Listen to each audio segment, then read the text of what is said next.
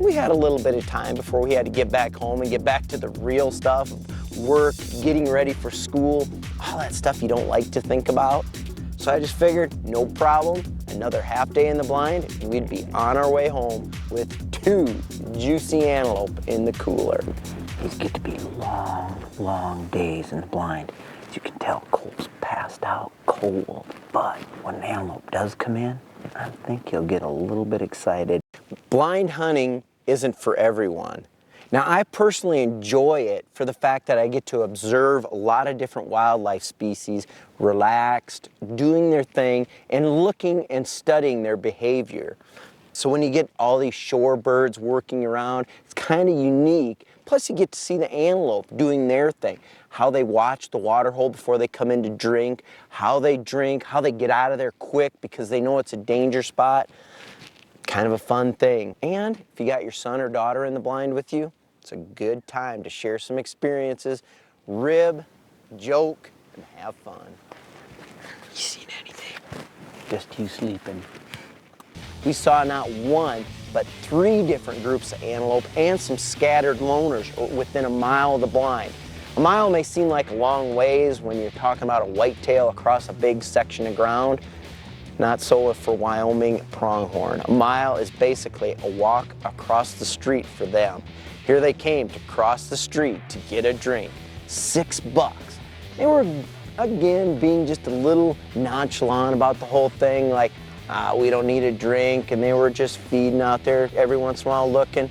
But when their taste buds started smelling the water, I think they wanted to rush right in because they lined out on a dead trot for the water. While I was glassing those bucks, I couldn't find a shooter. 2 looked nice, but as they got closer, 1 started to look really nice and then started to look really, really nice. And that was the buck that decided to come in the closest to me. When that buck come in, he first tried to go to that muddy spot where Cole had shot his earlier. In fact, the whole herd kind of spread out. But in the end, he come right back to where I figured they'd water all the time, where all the tracks were, all the sign was right there. The antelope went down to drink. I lined up on him. He said 20.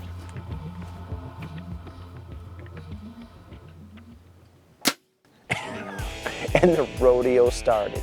That buck blew up from the water hole, rolled, got up again miraculously, and then rolled a second time. When he hit that second time, he hit hard. Good shot. I don't know if it's that good. It's a tough.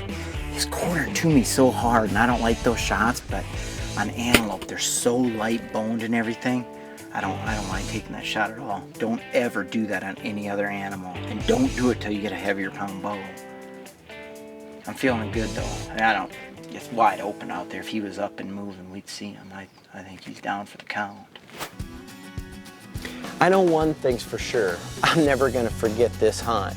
Not only was it a great hunt that we harvested 2 nice trophy pronghorn with bow and arrow, but it was Cole's first big game animal ever with a bow. We got to hunt and camp in just scenic country that I own and you own, public land, and we did it all ourselves. These are the things that family memories are really made of. I'm never gonna forget this, and I really doubt Cole will ever forget this trip throughout his life. Extreme Pursuits is brought to you by Thompson Center, America's master gunmaker. HuntingClub.com, the official site of the North American Hunting Club. Field Logic, IQ bow sights with retina lock technology. Center the dot for the perfect shot. Hornady, accurate, deadly, dependable. Can-Am, the facts say a lot, but the ride says it all. Ram Trucks, guts, glory, Ram. Hunter's Specialties, for sportsmen, by sportsmen. Nikon, next generation, now. And by these other fine sponsors.